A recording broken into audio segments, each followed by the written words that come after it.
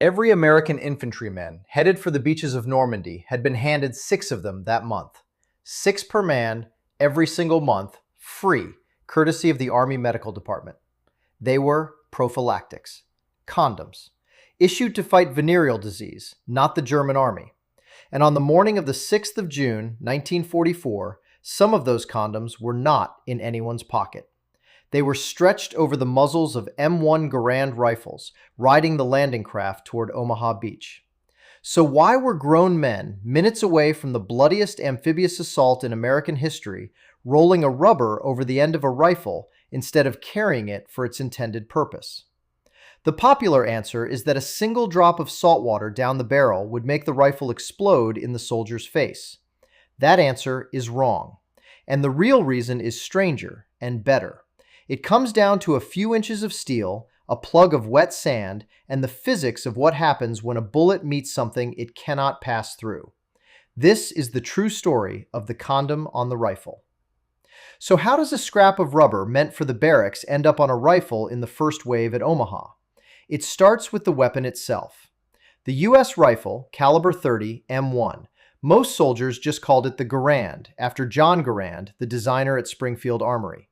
The Army adopted it on the 9th of January 1936, and by 1944 it had handed the American infantrymen something almost no enemy rifleman had: semi-automatic fire. It was gas-operated. It weighed about 9.5 pounds, ran roughly 43.5 inches end to end, and fired the .30-06 cartridge from an 8-round en-bloc clip, the one that ejected with that unmistakable metallic ping. Muzzle velocity was about 2,837 feet per second. A trained rifleman could place 40 to 50 accurate rounds downrange in a single minute out to 300 yards. 500 yards was the practical limit. General George Patton called it the greatest battle implement ever devised. He was not exaggerating by much. But that firepower came from a design detail that turned into a liability the moment a man stepped into the surf.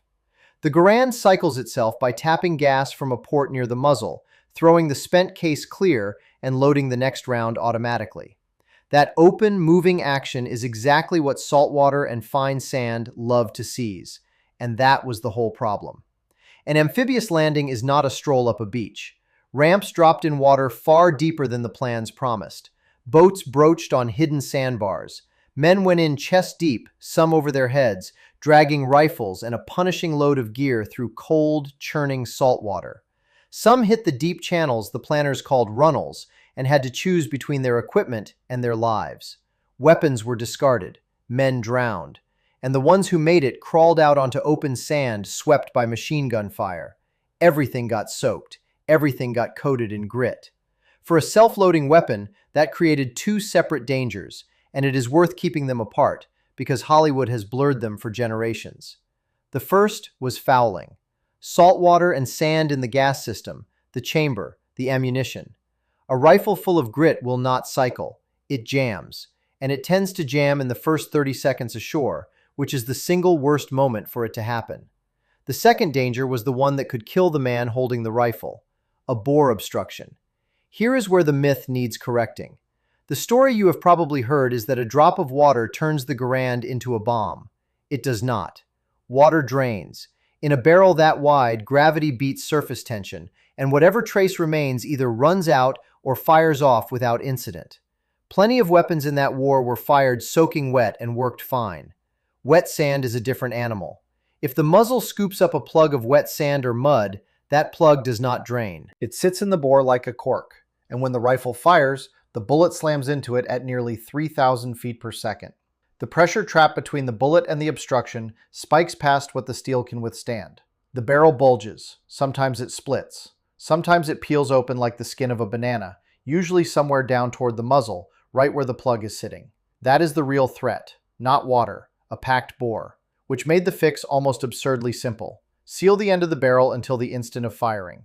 And every man already carried something waterproof, stretchy, and free that fit perfectly over a rifle muzzle: an unlubricated condom. Rolled over the muzzle, it kept the salt water and the sand out of the bore during the long wait in. And when the fighting started, the soldier did not have to strip it off. He simply fired. The bullet punched straight through the thin latex. The bore stayed clear, and the cover was gone in that same instant. That is the answer to the question in the title. Not because a drop of water would blow up the gun, because a barrel packed with wet sand might, and a free piece of rubber every man already had kept the sand out. If you would rather have the real mechanism than the myth, subscribe. This channel takes one weapon, one piece of gear, or one tactic from the Second World War and shows you how it actually worked, and how men actually used it under fire. So the condom kept the sand out, but it was never the answer the Army printed in a manual, and it was never a magic shield. To see why, look at what happened to the men who used every trick they had. Consider Sergeant John Robert Slaughter, a Virginian in Company D of the 116th Infantry Regiment, 29th Division. Slaughter came in with the assault waves off the dog sector at Omaha. He was a big man, and he made it across roughly 400 yards of open, fire-swept sand to reach the seawall. When he and his squad finally got behind cover and went to return fire, they found their weapons jammed with salt water and sand. Sit with that. You have just crossed a beach where men are falling every few feet. You reach the one strip of cover on the whole shoreline, and your rifle will not shoot. So Slaughter did the only thing left to do. He took off his assault jacket. He spread his raincoat on the sand to keep the grit off the parts. And there, at the seawall, under fire, he field-stripped his M1 and cleaned it by hand. It was only afterward, when the adrenaline drained and the shaking started, that he noticed the bullet holes punched clean through his pack and his coat. He was not alone. Down the beach, a sergeant named Belcher pushed his rifle over the lip of a trench and found himself staring at a German who had done the exact same thing at the exact same moment. Both men fired. Both weapons jammed. On that beach, a fouled action was as common as fear. And through it all, Colonel Charles Canham, commander of the 116th, walked the sand with his right arm in a sling and a pistol in his left hand, screaming at pinned-down men to get up and get off the beach. He would earn the Distinguished Service Cross for it. A muzzle cover could keep the bore clear on the way in. It could not save a rifle from a full dunking in the runnels.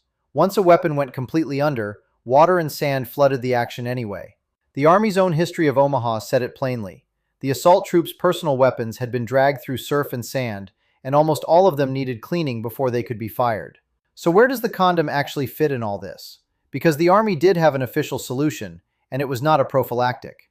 It was a clear plastic sleeve called pliofilm, the cover, waterproof, rifle. A transparent rubber film invented at Goodyear back in the 1930s, sold at first as a food wrap of all things. The military bought it in 3 sizes, one for pistols, one for rifles, one for submachine guns, with a proper quartermaster stock number and an order dated the 27th of August, 1943. You sealed it by knotting the end or snapping an elastic band around it, and it trapped enough air to float the rifle if a man dropped it in the water. The bags were clear at Normandy and switched to dark green by the time of Iwo Jima. If you have seen Saving Private Ryan, you have already seen the real thing. Those plastic-wrapped rifles in the landing craft are historically accurate. That is the pliofilm cover. So the condom was the field expedient, the improvisation, what a man reached for when he had no bag, or when he needed his sling free to climb down a cargo net into a pitching landing craft and a full-length cover was in the way. And it is worth being honest about how common it really was. Alan Archambault, a former curator at the U.S. Army Center of Military History, chose his words carefully. The trick was real, he said, and it has a basis in fact. But in his words, it was not as widespread as Hollywood portrays it. The beach photographs show plenty of pliofilm bags. Actual condoms on muzzles are far harder to find in the record. The truth is usually less cinematic than the legend. It is also usually more interesting. The Pacific told the same story in a hotter climate. At Tarawa, in November of 1943, the Marines struck a coral reef that stopped their landing craft cold, hundreds of yards short of the beach. The correspondent Robert Sherrod watched them climb out and wade in waist-deep for hundreds of yards, straight into Japanese rifle, machine gun, and mortar fire. There was no ramp to the sand. There was only water, coral, and the long walk in. Every waterproofing lesson from Normandy applied, and the men paid for the ones they had not learned.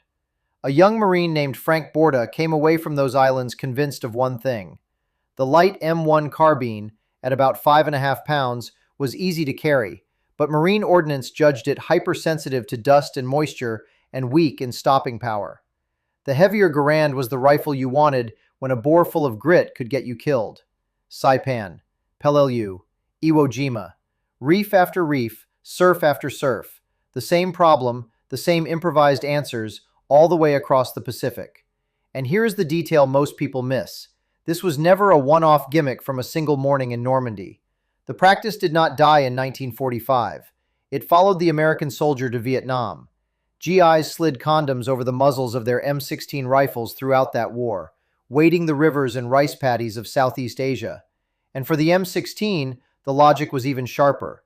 Its bore is a slim 5.56 millimeter, far narrower than the Garand's 30 caliber. A narrow bore holds water by capillary action the way a thin straw does. Sealing the muzzle before wading a flooded paddy was plain common sense. 20 years apart, two different wars, two completely different rifles, the same simple solution to the same stubborn piece of physics. So the next time someone tells you GIs put condoms on their rifles because a drop of water would blow the barrel apart, you will know the real story. It was never about the water. Water drains. It was about the sand. It was about keeping a few inches of steel clear and dry through 100 yards of surf, so that when a man finally reached cover and pulled the trigger, the rifle answered instead of failing him. The soldiers who waded those beaches were each handed 6 condoms a month to keep them healthy. Some of them found a better use. They spent that little scrap of rubber protecting the one tool that might keep them alive, ready for the single second it would matter most. And it worked, because they understood something the legend forgot. A bullet will punch through almost anything thin enough. It simply cannot push a beach in front of it.